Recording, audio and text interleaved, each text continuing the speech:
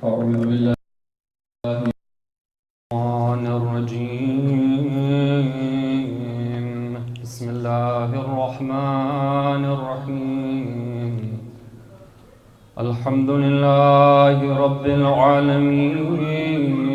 لا حول ولا قوة إلا بالله العلي العظيم.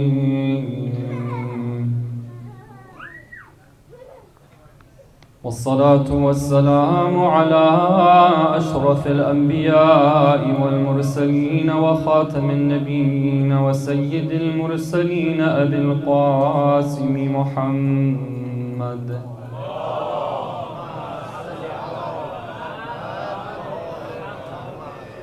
وعلى آل بيته الطيبين الطاهرين المعصومين المظلومين،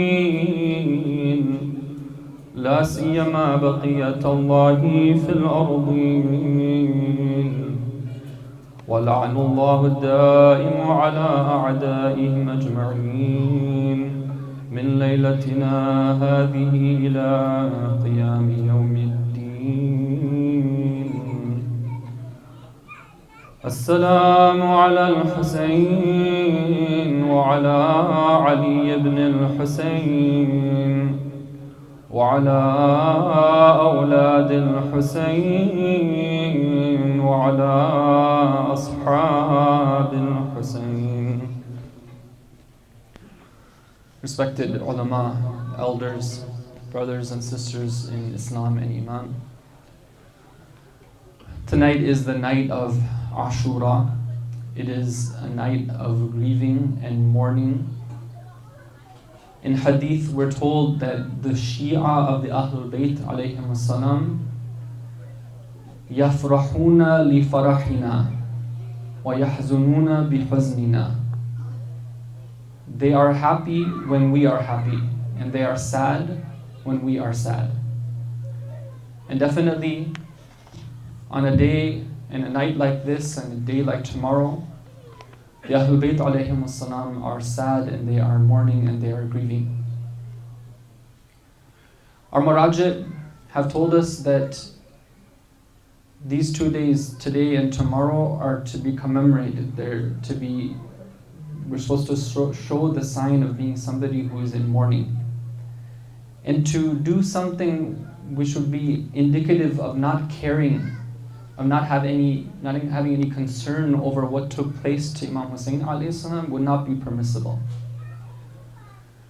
And the traditions of the Ahlul Bayt alayhi salam encourage us to mourn, to cry. Tonight is a night of ihya, a night of trying to stay awake and to worship Allah.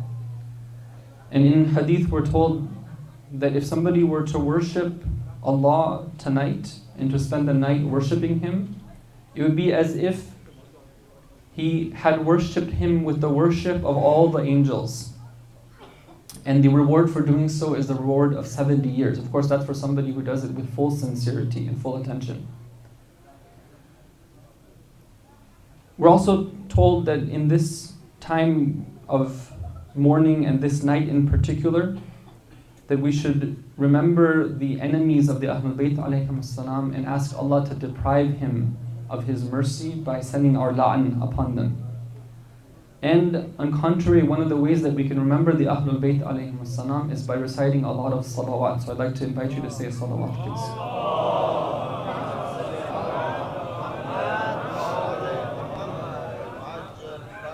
We're told that tomorrow we should be in a state of ma'atam. Ma'atam means grief and mourning. And one of the most beneficial and the most recommended actions to perform tomorrow is the ziyarah of Abu Abdullah al-Hussein. And if somebody can do that in person, then they're very lucky and very fortunate. The rewards for performing the ziyarah of Ashura on the day of Ashura are incredible if you look at the ahadith. But what's really special is that the same tradition, it mentions that the Rawi, the narrator says that, what if I'm not able to actually make it to Karbala? Can I still participate in this reward? And the Imam ﷺ says that even if you, at home, you recite this ziyarah, You perform the 2 rak'ahs afterwards, and then you gather the people in your home and you remind them about the musibah of Imam Hussein alayhi salam, and you cry and they cry, you can receive the same reward that's promised for those who go for ziyarah of Imam Hussein alayhi salam. And so what we can take from this is that tomorrow is a day of ziyarah and a day of making it a family event as well too. It's very important that we tell the stories to our children and our youth in a way that they can understand. And we get them to cry, and we get them to relive and to instill that culture, that Husseini culture, which is equivalent to being among the awaiters of the Imam of our time. This is the time to do it, especially those of us who have families and have children. When we greet each other tomorrow, we're recommended to console each other with our grief by saying, أَعَظَمَ اللَّهُ وَجُورَنَا وَأُجُورَكُمْ بِمُصَابِنَا بِالْحُسَيْنِ عَلَيْهِ السَّلَامِ. May Allah magnify our reward and your reward for grieving for Imam Hussein. And may He make us and you among those who seek revenge for the blood that was spilled, along with the Imam of the time, Imam al-Mahdi, from the family of Muhammad sallallahu alayhi wa alayhi.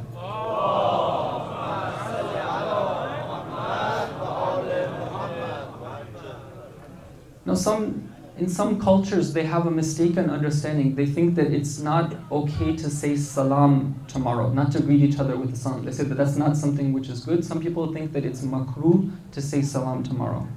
That is incorrect. There is no hukam, there's no ruling which says it's makruh to say salam tomorrow. There's no ruling which says that it's makruh to shake hands tomorrow. In fact, if somebody does say salam, it's wajib to respond, it's mustahab to say salam. But the idea is that when we come together, we do so for the sake of grieving. The Bani Umayyah la'anatullahi alayhim, they would use this occasion to celebrate.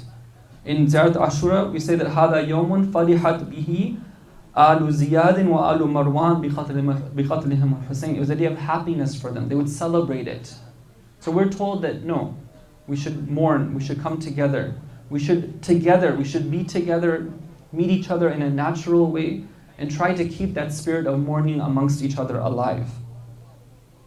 One of the acts which is recommended tomorrow is to recite the maqtal and to go through the events that took place and remind each other of all the different shahadas and all the different individuals and what they said and how the Imam responded. This is a very good thing to do for tomorrow. Inshallah, we can use this occasion to be able and benefit in the best way possible and perform our duties to the Ahlul Bayt alayhim as-salam. Tonight is a very special night. If we take our minds and hearts to the plains of Karbala, we see an incredible scene taking place. What happened earlier in the day, on the 9th day, was that the enemy army was about to attack the army of Imam Hussein alayhi salam, and Imam Hussein sends his brother Hadrat Abbas alayhi salam to seek a respite. And he tells his brother that when you go to them, go and in istata'ata an tu'akhirahum ila ghadin, see if you can delay this till tomorrow. And the reason for that is لَعَلَّنَا نُصَلِّي لِرَبِّنَا اللَّيْلَ, so that we can pray, we can do salah to our Lord this night, وَنَدْعُوهُ, and we can make dua to Him, and وَنَسْتَغْفِرُ, and we can ask Him for forgiveness. And then why? فَهُوَ يَعْلَمُ أَنِّي كُنْتُ قَدْ أُحِبُّ الصَّلَاةَ لَهُ, for indeed He knows that I love salah, I love praying to Him, and reading His book, and making plentiful dua and istighfar. So imagine this scene of Imam Hussein alayhi salam performing that action which is beloved to him, which is salah. My topic tonight is about salah, brothers and sisters. Last night we explained how the nature of the dunya, the material world, is that we become attracted to it because it's something which gives us benefit. It's a natural tendency. All of us have hubbul dhat, which is love of the self, and we love those things which give us benefit. It's a natural tendency. And it's possible that we can become drowned by this tendency. We become attached to it, and it takes over our decision making. It becomes our object of our love, and we wrap ourselves around it. Our heart is tied up with that thing. And that's why the Ahlul Bayt alayhim salam were very concerned for their followers that they should be infatuated and obsessed with the dunya. Amir al-Mu'mineen alayhi salam, in a hadith, he says that there are two things that I fear for you more than anything. What are these two things? Ittiba'ul hawa wa tul al-amal. That you should follow your hawa and that you should have long hopes. Hawa is a word in Arabic which literally means to go down. And the linguists have explained that when it's used in the context of our souls, the idea is that we have something within us that can topple us over. It can sink us to the ground. It can make us fail and stumble and just go straight into the earth, meaning that we don't rise the way that we're supposed to rise and get towards perfection. And that is exactly this idea that we become attracted to the dunya in the way that it occupies us, it consumes us. وَطُولُ الْأَمَلِ, meaning that we get fooled by the fact that we have time and we forget about the hereafter. We forget about the fact that all of us are going to die. And we delay doing those things which are important. We procrastinate. We don't have a schedule. We don't get ourselves on task for performing those things which are necessary. We have examples in history of people who have failed because of their attachment to the dunya. I'll give a couple of them just to set the tone, set the example. One of them is, there was once somebody who was fighting alongside the army of Rasulullah sallallahu alaihi wasallam.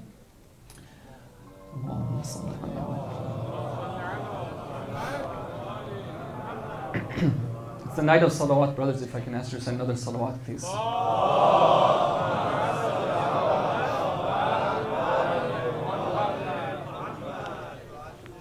The Muslims were fighting the battle. There was a man who came and he saw that the enemy was in possession of a donkey. Now, donkeys at that time were valuable creatures, very expensive. And he became attached to that donkey. And he said to himself that if I fight in this battle and I win, then that donkey is going to be my prize. And so he fought. But instead of being able to get the donkey, he got death instead. And some of the Muslims were praising him, they were praying over him, asking for Allah's mercy and calling him a shaheed. And Rasulullah went to them and he said that, what are you saying? If he was a shaheed, he was shaheedul himar. He was the martyr of the donkey. Even in the way that we die sometimes, that attachment that we have to something can be the thing which prevents us from attaining the highest ranks. He could have been a shaheed along with the shahada of Badr or Uhud, but instead he became shaheedul himar.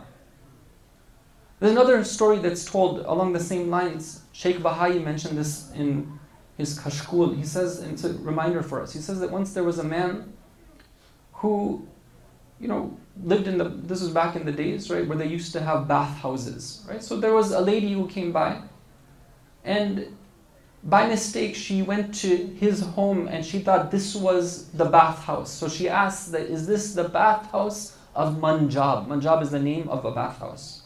Knocks on the door, and he becomes infatuated with her. Right? This is one of the most powerful, examples of hawa, when somebody, because of their lust, they topple over, they disobey Allah. He becomes infatuated with her. He tries to devise a scheme to commit something haram, but he fails in doing so. But from that point onwards, his heart has become wrapped around this object of haram. And throughout his whole life, he's always regretful that if only I had done things differently, I would have arrived at the object of my desires. They say that when it came time for his dying, when he was on his deathbed, like any other Muslim, the people around him, they make him face in the right direction, and they say that, recite the shahadatain. You're about to die? Recite the shahadatain. But instead of reciting the shahadatain, instead, he starts to say a line of poetry. يا رب قائلة وقد تعبت أين الطريق إلى حمام منجابي. That I'm become tired of saying this. That, well, where is the road to the bathhouse of Manjab? What is it that's in his mind at that point? It's his attachment to that illegal and illicit lust.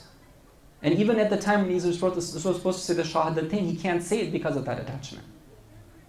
So brothers and sisters, this attachment to the dunya can be something which comes us, it consumes us, it prevents us from obeying Allah. It prevents us from taking a path of purity and closeness to Allah. Now, what is it that Allah has given us to prevent this from happening? One of the most effective and the strongest methods we have for preventing ourselves from becoming attached to the dunya is salah itself. Sometimes we look at salah and we say that it's such a chore, right? It's something which is tiresome. Oftentimes when we perform it, we do so with a heavy heart, just trying to get done with it as soon as possible. The example that we see in Imam Hussein alayhi salam and his companions is that salah is the object of desire for them. When they're given a choice of anything they can do on the night they're about to die, they rush to salah. What is it that they saw in it? How is it that they perceived salah? This is what I'd like to talk about tonight, inshallah. What I'd like to tell you about is the story of salah. I don't know, it's a very interesting topic, which is how did salah come about in the first place? I don't know if brothers and sisters are aware of this. One of the imams who has given us an incredible amount of explanation about the philosophy behind salah is Imam Ar-Rida alayhi salam. If you study his words about salah, it's amazing how many different dimensions and aspects of salah he has, and mysteries he's unlocked for us, and secrets that he's given to us. In one of these traditions, he gives us the story of salah. He says that salah in its essence was 1 raka'ah, 1 unit. 5 prayers, 1 unit each, 1 raka'ah each. Okay, why? Because Allah is one, and what He creates is one as well too. So He created 1 rak'ah. Now, maybe if it's somebody like myself, right, I'm always looking for the easy way out. I would say that, kash, if only it had been stayed 1 rak'ah. It would have been so easy for me. But then the hadith says that because Allah knew that human beings would not be able to perform this 1 rak'ah and get the necessary benefit from it, they would not be able to perform its ruku and sujood in the way that they ought to. They would not be able to have the attention that they ought to. He added 1 rak'ah. Out of what reason? Out of mercy for the Muslims. Out of mercy for them, so that they can get that benefit that they're supposed to be able to get from the salah. You see, the thinking about salah, sometimes our perception is something which is wrong.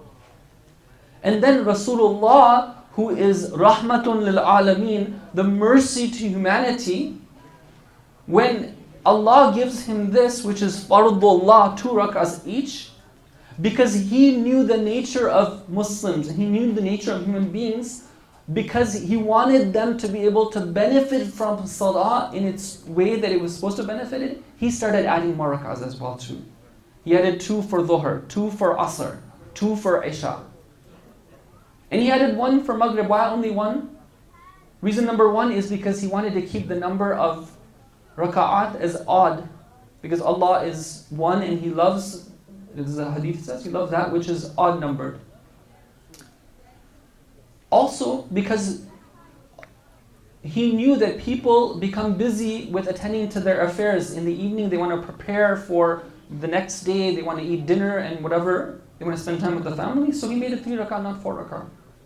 And He kept the fajr as 2 rak'ah because He knew that people, when they wake up from their sleep, they still haven't become that busy with the dunya yet.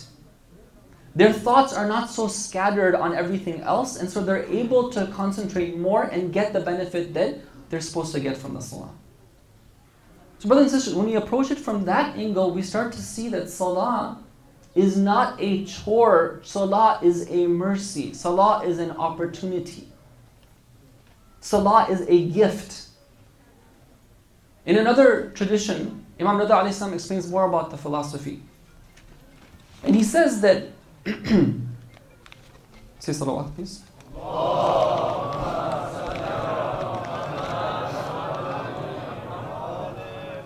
He says the timing of each prayer in the day has been chosen with care. Why? So that every time when Muslims go to pray, they can begin whatever they're going to begin having remembered Allah and worshipping Him. Okay, so let's look at it. right? I don't know if we thought about this, right? Let's think about it. When in the morning, before we begin our affairs, whatever it is, what do? We go to the prayer mat. Right? There's other people who, the first thing they wake up in the morning, what do? They go and grab a cup of coffee. Right? What do? They check up on the news. Right? They watch cable TV. Right? They go, whatever it is that they do.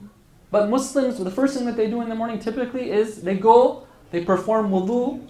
It's recommended to perform a sajda of shukr to Allah for giving you that life that you can worship Him.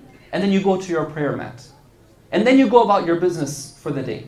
You're a student, you're taking care of the home, you're working outside of the home, whatever it is, then you go and do that. In the middle of the day, when our minds have been occupied with so much of the dunya, and there's a danger that we could have become overcome by our attachment to the dunya, once again, okay, come back again. Take yourself out of that, uproot yourself, and once again perform the wudu and do the salah. And in the evening, before you go about the last things of your day, once again, you do your salah. Every time it's there as a way of rescuing us. And that's what we have in the hadith of the Ahlul Bayt alayhim as-salam. In one hadith, it's a very powerful hadith from Rasulullah. He says that مَا مِن صَلَاةٍ يَحْضُرُ وَقْتُهَا. Every time the time of prayer comes, إِلَّا نَادَى مَلَكٌ بَيْنَ يَدَيِ النَّاسِ. Except that every time an angel cries out to the people, maybe we can't hear it because our ears, our hearing is blocked because of our sins. But what does the angel say? أَيُّهَا النَّاسِ قُومُوا إِلَىٰ نِيرَانِكُمُ الَّتِي أَوْقَدْتُمُوهَا. O people, come and attend to the fires that you have cast and douse them. عَلَىٰ ظُهُورِكُمْ فَأَطْفِئُوهَا بِصَلَاتِكُمْ. How are you going to douse this fire? How are you going to put out this fire? Through the water of your salah, through the spiritual water and the benefit of your salah. Go and put out that fire. So brothers and sisters, somebody who is gifted with the tawfiq for salah, it should be the case that they look at it and say that I am the luckiest person in the world. That I get this opportunity at this point to douse the fire that I myself have created because of my attachments to the dunya, because of my rebellion, because of my bad temper, because of my arrogance, because of my shahwa, because of my ghadab. I get to douse that with my salah. Rather than being able to having to face it in the hereafter and then not have any means to be able to douse that fire. This is the perspective that salah should give us.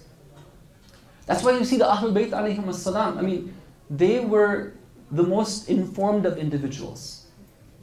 Right? If it's the case that the dunya has pleasure, if it's the case that everything that somebody can ever hope for lies in material pleasures, then Ahlul Bayt ﷺ would have told us that, because after all, they want the best for us. But what did they tell us? They said that, no, go and learn how to interact with the dunya in a proper way. Learn the boundaries, learn the red lines. But let your true pleasure be derived from spiritual pleasures. That's where you can find true enjoyment. And one of the best ways of deriving those pleasures is from salah. That's why we're told that, okay, in addition to the 17, you have 34 other rak'ahs. If you can't perform them, it's mustahab to give charity just so that you don't deprive yourself of the benefit of performing salah. So brothers and sisters, one of my goals in these lectures has been to be practical. And I just want to mention some practical points regarding salah, and then inshallah we'll move on to the dhikr musibat. One point is that in terms of how to benefit from salah is that we need to educate ourselves about what salah is. Sometimes the way that we were taught was wrong. It was imposed on us as like a chore rather than us being understanding that, okay, this is such a beautiful way for being able to benefit and to be able to control my interaction with the dunya, to cut me off from those attachments that can drown me. So one of the ways, if we learn about it, there's one of the scholars who has written some books about it that are very accessible, easy to learn from, is Agha Qaraati. His books have been translated into English as well. You can access them. Very easy, very simple, a good read. Those of you who read Persian, Shahid Dast Ghaib has a book called Salatul Khashi'in, which is an amazing, excellent, accessible book about the inner secrets of Salah as well too. And for those who are more advanced, then you can even look to, for example, the works of Imam Khomeini rahmatullahi alayh, like Adab al-Salah and other books as well. So we need to learn about salah, number one. Number two is to learn the rules of salah. One of the things that surprises me is that among the communities that I've interacted with, among the youth especially, and sometimes among the adults as well too, I find that there is overall a surprising amount of ignorance when it comes to the awareness of the rules of salah. There are common mistakes that people make. For example, when it comes to reciting Fajr and Maghrib and Isha for men, they have to recite them out loud with a voice if they're doing it alone, not whispering it. Dhuhr and Asr should be whispered, but those ones should be prayed out loud. Yes, if you forgetfully, you weren't aware of it and you recite it softly, it's fine. But if you deliberately recite it without reciting it with the voice, then the salah is batil. When it comes to sujood, the whole hand needs to be on the ground. Sometimes we see, brothers cupping their hands up like this. So the whole hand has to be on the ground. When you're reciting the dhikr for the prayer, it needs to be completed and then the body needs to move. Many times we see, and again, maybe I'm doing the same mistake, I don't know. And we see that people, while they're not having finished the ruku dhikr, they're moving up. While not having finished the sujood dhikr, they're moving or going down or up, these sort of things. When it comes to the pronunciation of the salah and making sure that every letter is pronounced distinctly, this is something which is a requirement. Yes, if somebody is unable to do it, they don't have the physical ability to recite it, or they don't have a way of learning, they're jahil qasir, meaning that there's no way, nobody was there to teach them, then it's excusable. But let's say that they're jahil muqassir, right? You refer to the fatwa of your marja, but some of them say that ihtiyat wajib, then the salah will be batil. Right? And definitely if somebody is, alim of it and they're not careful about it, what happens is human nature is that we tend to sometimes forget about those things. So it's good to check this when you get an opportunity, check this with the ulama and say, can you hear me out? I want to make sure that I'm doing my salah correctly. Wudu is something, it's unfortunate. You'd be surprised how many people make mistakes. They don't get the back of their elbow. They don't get the top of their head right below their hairline, because of carelessness. And these are things that if we want to be able to get past the starting line, we need to make sure that the conditions are in place. The other suggestion I have is to establish a culture of salah at home. Brothers should take it upon themselves to get qualified so that they can be imams at home for their family. They should check their salah, check their wudu, make sure they fulfill the conditions of adala, and then salah should be established at home. If we can't do it at the masjid, we shouldn't just give up the idea of salatul jama'ah.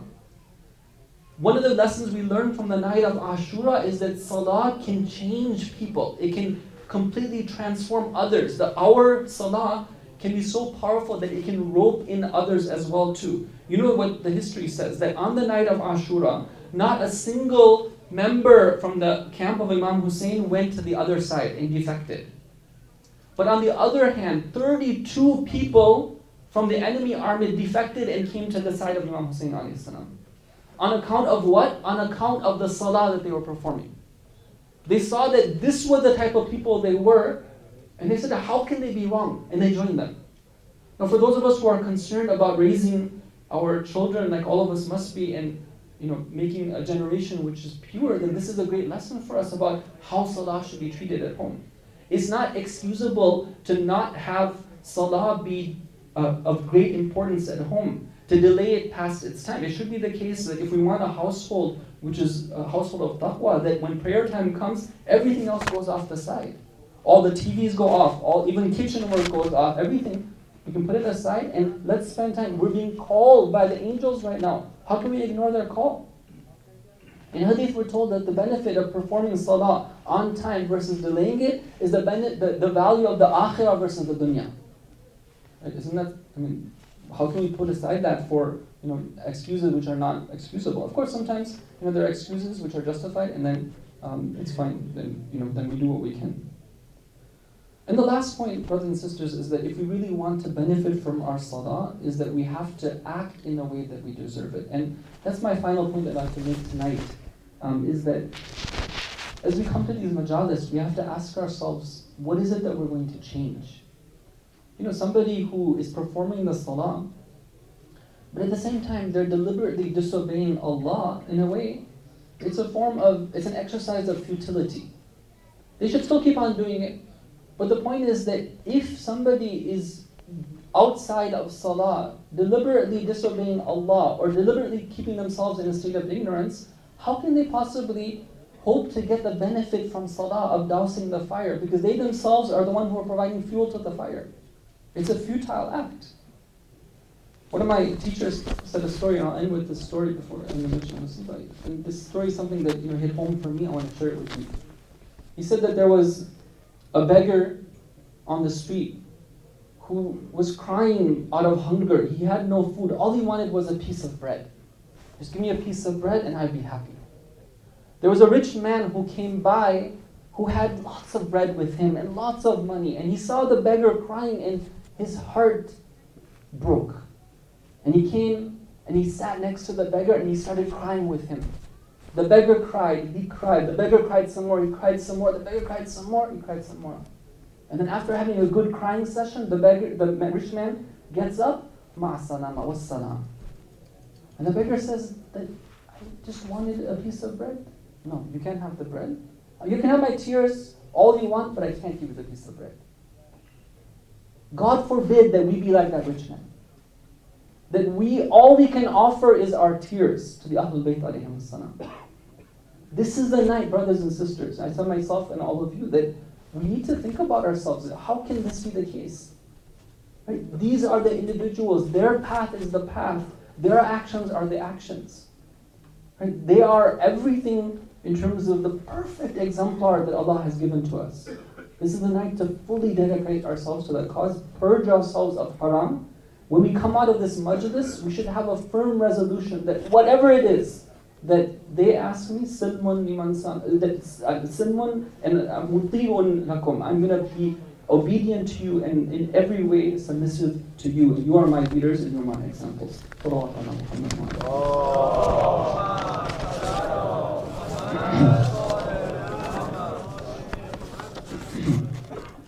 This night is a very tragic and very sad night. We have a couple of events that I'd like to mention that took place at night. But before doing so, I just once again want to take our hearts and souls to the plains of Karbala where these individuals are gathering. Imagine how much light is emitting from these individuals as they are praying in the darkness of the night. Imagine what sort of dua that they are making. Imagine the salah that they are performing. What is Imam Hussein alayhi salam asking for tonight? What is Ali Akbar and Qasim asking for tonight? What is Habib and Muslim ibn Awsaja and the other great companions asking for, and how are they begging and how are they weeping? Imagine the honor of being able to pray behind and next to and worship the night with the Imam of your time. We say in Ziyarat Nahiya, we say, As-salamu alayka hina taqoom, peace be upon you when you stand for prayer. As-salamu alayka hina taq'ud, peace be upon you when you sit down. As-salamu alayka hina taqra'u wa tubayyin. As-salamu alayka hina tusalli wa taqnut. When you pray, when you do qunut, we say salam to you. So, just like they were with the Imam of their time, we also are thinking about the Imam of our time and his grief and his prayers as he's spending this night worshipping and remembering what took place that night. On that night, we're told that the Imam alayhi salam gathered the companions together. And he told them that, after all, it is not you that they want to kill. It is me that they are after. You can take the darkness of the night and use it as a cover. And each one of you can take one of my family members along with you and send them to safety. I now let you go. I will face this alone. When the Ahlul Bayt of Imam Hussein hear this, they immediately begin to protest, and the chief among them is Abbas alayhi salam. They cry out that how can it possibly be the case that we leave you like this? Lima naf'al dhalik? How can we possibly do this? La arana Allahu dhalika abada. May Allah never see that day that we live and you are not living. Imam Hussein alayhi salam turns to the children of Aqil The Maqtals say that there are 17 members who are children of Aqil. He tells them that your Muslim ibn Aqil, he has performed sufficient sacrifice in the way of Allah. He has done his duty. You are also relieved as well too. Your family member represented you. But what did they say? They say that, what do you say? How can we possibly do this? Muslim did what he did, but we have to do what we have to do. How can it be the case that we don't fire a single arrow, and that we do not take out and fire a single spear, and that we do not at all use our swords with the others? And then one by one, the companions show their loyalty. Zuhair ibn Qayyim says that, by Allah, I wish I would be killed, and then brought back to life, then killed again, so on for thousands of times, and that Allah will let such fighting keep you and these youths from your Ahlul Bayt alive. As-salamu ala ashab al-Husayn.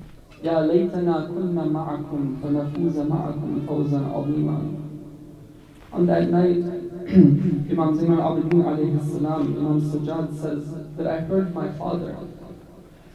And he was sharpening his sword and he was saying, Ya dahra uffil laka min khalili, kam laki bil ishraqi wal asili, min sahibin wa talibin qatili, wal dahru la yaqna'u bil badili, wa innama al-amru ila al-jalili, wa kullu hayyin saliku sabili. When Imam Sajjad alayhi salam hears these words from his father, he knows what the deeper meaning is, and he says that I choked my tears back. I knew what he was indicating. But when my aunt Zainab alayhi salam heard this and she understood some of the meaning, she starts to cry out, Wa thaqala, if only death would take me over my life. I have lost my mother Fatima, I have lost my father Ali, and I have lost my brother Hassan.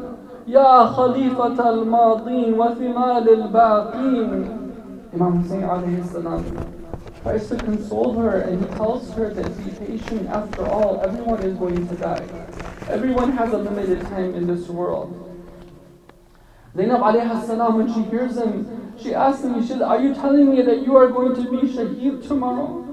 It seems that you're indicating that this is the last night that you will be with me. Oh my brother, you are tearing apart my heart. My heart is going to be broken. And then the women folk begin to understand and they start to cry out, Wa Muhammada wa Aliya wa Umma wa Husayna wa Day'ata ba'dak. Hussein alayhi salam tells them that, oh my sister, oh Kulthum, oh Fatima, oh Rabab, make sure that this grieving that you are going to do for me, that it is bounded. Do not let it overcome you, and that you should do things which would not be fitting for you and befitting for you. Sallallahu alayka ya Aba Abdullah. Sallallahu alayka ya Sayyid al-Shuhada. صلى الله عليك وعلى أختك زينب. The next morning, on the day of Ashura, in the early morning, Imam Hussain alayhi salam briefly nods off and he sees something in his vision. The whole night he has been awake, praying, asking for forgiveness, reciting Quran, pacing here, pacing there, going across the field, planning for tomorrow. But in this moment, in the early morning, he sees for a moment a dream where he sees his grandfather. Rasulullah cries out to him, Anta shaheedu hadhihi al-ummah, you are the martyr of this ummah. Soon, O Hussein, you will be with us. Tomorrow night, you will no longer be in this world, you will be with us. I am sure that Zainab alayhi salam must have heard this, and it must have reminded her of a time when her mother Fatima alayhi salam sees a dream where she sees her father telling her something similar. I'm sure she must have remembered the time when her father Ali saw a dream on the night of Ramadan, where he saw Rasulullah telling him something similar. In each of those cases, it was the case that she lost them the next day. Zainab alayhi salam must be thinking that Hussein is going to go today. Zainab, tomorrow you will be the spokesperson for the Ahlul Bayt. Zainab, you will be the one who has to have so much sabr, so much courage. Zainab will be the only one left who will ask that question. أيقتل أبو عبد الله وأنتم تنظرون إليه. Will you let Abu Abdullah be killed while you are just looking at him? أما فيكم Muslim? Is there no Muslim amongst you? ألا لعنة الله على القوم الظالمين وسيعلم الذين ظلموا أي منقلب ينقلبون يا حسين.